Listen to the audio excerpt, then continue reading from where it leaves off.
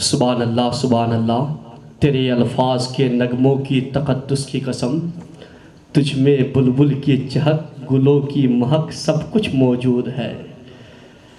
حضرات، ابھی آپ حضرات تصورات کی دنیا میں مدینہ شریف کی گلیوں میں اپنے آپ کو محسوس کر رہے تھے، اور ہونا بھی چاہیے، اس لیے کہ عاشقوں کا مرکز، عاشقوں کا مرجع، سارے تمام عاشقان آل رسول کا جو مرجع ہے وہ مدینہ شریف ہی ہے، اور وہ ایک ایسا مقدس شہر ہے۔ اللہ اللہ، ایک مرتبہ آقا کریم صلی اللہ علیہ وسلم اپنے صحابہ کے ساتھ کسی جنگ سے واپس آ رہے تھے۔ جب مدینہ کے نخلستان قریب آ گئے، نظر آنے لگے، مدینہ کے در و دیوار نظر آنے لگے، تو چونکہ گھوڑوں کے اوپر سوار تھے تو سارے صحابہ اپنے اپنے چہرے کو ڈھانپ رہے تھے، اپنے اپنے امامہ کے پلو سے چہرے کو ڈھانپ رہے تھے۔ میرے آقا علیہ السلام فرمانے لگے کہ میرے دیوانوں، یہ امامہ کے پلوؤں کو دور کر دو، اس لیے کہ یہ میرا شہر ہے، شہر مدینہ ہے، اللہ نے یہاں کی مٹی میں بھی شفا رکھی ہے۔ بولیے سبحان اللہ۔ تو آپ بھی اس مدینہ کی مقدس گلیوں میں جانے کے لیے انتظام کریں، شہر مدینہ دیکھ آئے۔ کچھ مصرے نعت کے ہیں، اسے آپ اپنے ذہن میں محفوظ کر لیں، اور یہ کوئی عام مصرے نہیں ہے بلکہ حضور شیخ الاسلام والمسلمین سرکار سید مدنی میاں صاحب قبلہ کے مصرے ہیں۔ کہتے ہیں، بڑے لطیف ہیں نازک سے گھر میں رہتے ہیں، بڑے لطیف ہیں نازک سے گھر میں رہتے ہیں، میرے حضور میری چشم تر میں رہتے ہیں۔ بڑے لطیف ہیں نازک سے گھر میں رہتے ہیں، میرے حضور میری چشم تر میں رہتے ہیں، ہمارے دل میں ہمارے جگر میں رہتے ہیں، ہمارے دل میں ہمارے جگر میں رہتے ہیں، یہ انہی کے گھر ہیں وہ اپنے گھر میں رہتے ہیں، یہ انہی کے گھر ہیں وہ اپنے گھر میں رہتے ہیں۔ اور کہتے ہیں کہ نہ ان کا مقام فرش زمین نہ عرش بری، نہ ان کا مقام فرش زمین نہ عرش بری، وہ اپنے چاہنے والوں کے گھر میں رہتے ہیں، وہ اپنے چاہنے والوں کے گھر میں رہتے ہیں۔ آئیے کچھ مختصر سے وقت میں ایک مختصر اوقات میں ایک مختصر تقریر سماعت کے لیے گوش پر آواز ہو جائیں، جو اپنی خطاب نایاب سے امت مسلمہ کے دلوں میں عشق رسول کا جام اچھال دیتے ہیں۔ میری مراد واعظ خوش الحان مقرر بے باک حضرت علامہ و مولانا محمد طاہر مصباحی سے ہے۔ وہ آئے اور اپنے خطاب نایاب سے ہم سامعین کے قلوب و اذہان کو اجاگر اور تابناک کرے۔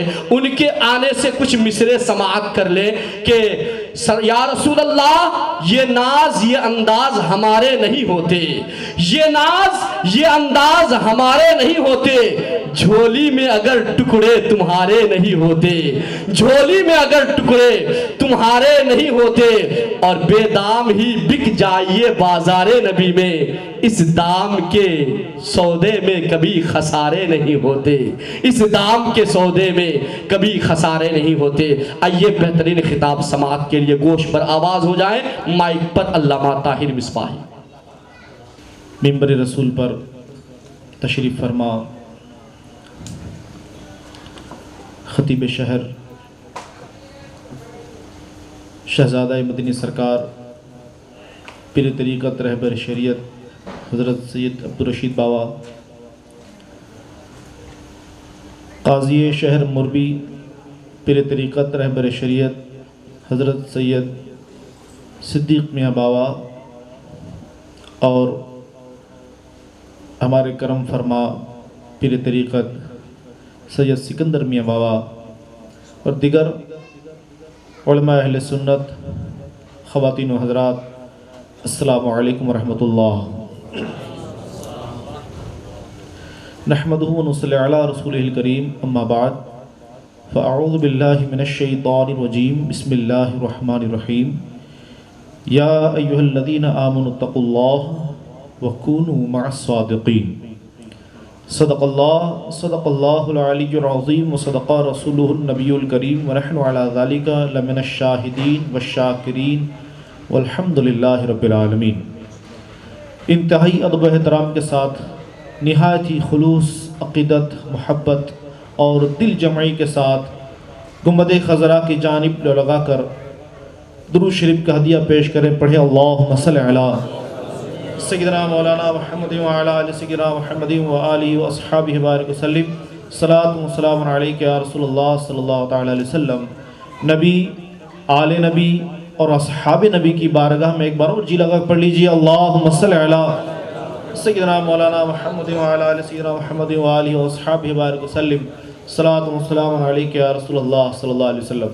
حضرات، بہت ہی مختصر سے وقت کے لیے آپ کے سامنے حاضر آیا ہوں۔ دعا کرتا ہوں اللہ تعالیٰ مجھے حق بولنے اور ہم سب کو حق پر عمل کرنے کی توفیق عطا فرمائے۔ جس اللہ کے محبوب ولی، جس برگزیدہ ذات اور شخصیت کی بارگاہ میں ہم اور آپ خراج عقیدت پیش کرنے کی غرض و غایت سے حاضر ہوئے ہیں، صاحب عرس پیر طریقت حضرت سید سکندر میاں باوا رحمۃ اللہ تعالیٰ علیہ، الحمدللہ یہ ہماری خوش بختی ہے کہ ان کے عرس کے موقع پر ان کی بارگاہ میں اپنی غلامی کا ثبوت پیش کرنے کے لیے حاضر ہوئے ہیں اور ہمارے سامنے ان کی اولاد امجاد موجود ہے۔ اللہ تعالیٰ ان سادات کرام کے سایوں کو ہمارے سروں پر برقرار فرمائے اور مرتے دم تک ہم سب کو اہل بیت سے سچی پکی محبت کرنے کی توفیق عطا فرمائے۔ حضرات، موربی شہر کے اتنی بڑے بزرگ کی آج بارگاہ میں ہم حاضر ہوئے ہیں عرس کے لیے، لیکن تعداد مجھ کو تھوڑی کم لگ رہی ہے۔ آج ہی عرس ہے فتح پیر بابا، وہاں بھی عرس ہے، ایک عرس یہاں بھی ہے، ایک عرس وہاں بھی ہے۔ دیکھیے، اولیاء کرام سے ہماری عقیدت ہے، تھی اور ہمیشہ مرتے دم تک رہے گی، لیکن عرس منانے کا طریقہ ہوتا ہے، عرس منانے کا انداز ہوتا ہے، کیونکہ عرس ہم جیسے معمولی لوگوں کا نہیں منایا جاتا، گنہگاروں کا نہیں منایا جاتا، عرس منایا جاتا اللہ والوں کا، اللہ کے برگزیدہ بندوں کا عرس منایا جاتا ہے۔ اور یاد رکھیے، یہ اولیاء کرام جن کا بھی آپ عرس مناتے ہیں، جب تک یہ زمین پر رہتے ہیں، باحیات رہتے ہیں، کبھی بھی شریعت کے خلاف کام نہیں کرتے، کبھی نہیں۔ جو اللہ کے برگزیدہ بندے ہوتے ہیں، اللہ کا ولی کیسے کوئی بنتا ہے؟ کڑوی بات ہے، وہاں بھی آج عرس ہے، لیکن وہاں ہوگا ابھی قوالی کا پروگرام، ہے نا؟ سرفراز چشتی،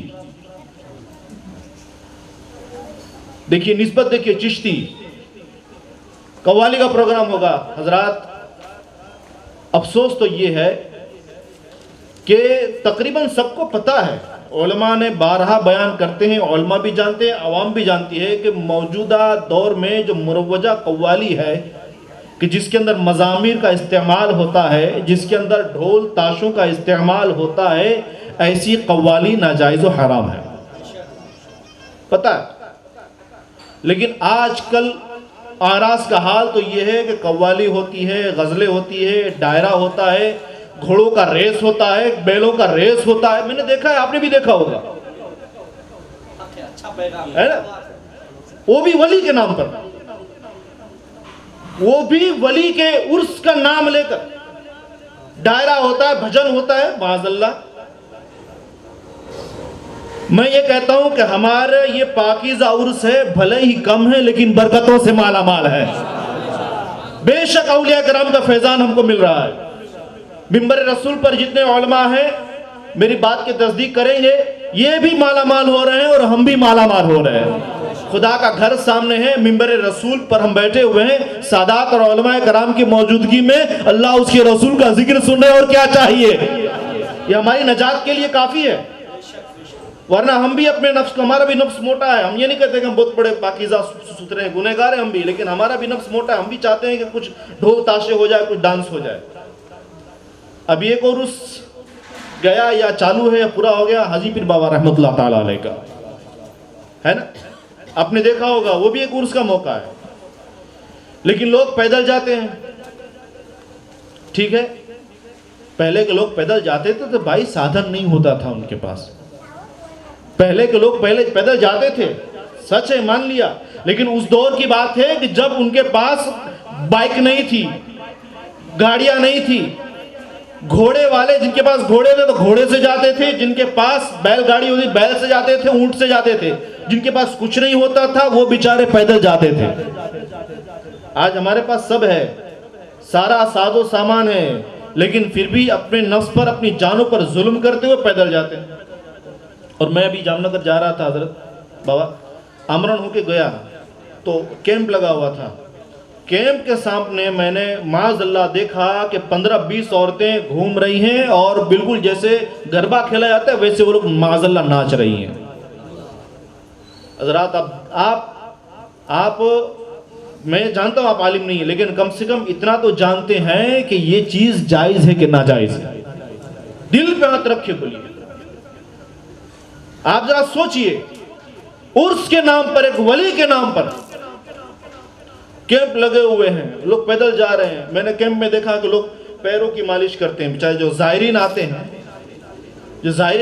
تو ان کو کھلاتے ہیں, پلاتے ہیں اور پیروں مالش کرتے ہیں. میں سوچ رہا ہوں کہ کبھی زندگی میں اپنے ماں باپ کے پیر نہیں دبایا ہوگا اور یہاں کر کے پیر کی مالش کر رہا ہے, وہ بھی ان فاسق و فاجروں کی جو نہ راستے بھر میں نماز پڑھتے ہیں, نہ نعت پڑھتے ہیں, نہ تلاوت کرتے ہیں, نہ کچھ نہیں. وہ مٹر گشتیاں کرتے ہیں, لڑکے لڑکیاں عورتیں مرد جب جوان جب بھیگے ہوتے ہیں اور وہ معاذ اللہ گناہ کرتے ہوئے جاتے ہیں. ایسے لوگوں کے پیروں پہ مالش کر رہا ہے تو کبھی ماں باپ کے پیر تو دبایا نہیں. اللہ اللہ اللہ اللہ. آج یہ ہماری خوش بختی ہے کہ ہم شریعت کے دائرے میں رہ کر یہاں سکندر بابا کے عرس میں جمع ہوئے ہیں. اور دعا کیجئے اللہ اسی طرح ہمیں پاکیزہ طور پر شریعت کے دائرے میں رہ کر اولیاء کرام کا عرس منانے کی اللہ توفیق عطا فرماتا رہے. ذرا ان عرسوں میں اور کیا ہوتا ہے, ہم ان اولیاء کرام کی بارگاہ میں اپنا ٹوٹا پھوٹا ہدیہ لے کر کے آتے ہیں, کچھ درود پڑھ کے آتے ہیں, کچھ پھول لے کر کے آتے ہیں اور ان کی بارگاہ میں پیش کرتے ہیں. اور خاص طور پر جب ان کے عرس کا موقع ہوتا ہے, سبحان اللہ, عرس اس لیے کہا جاتا ہے کیونکہ ان کو دلہا بنایا جاتا ہے.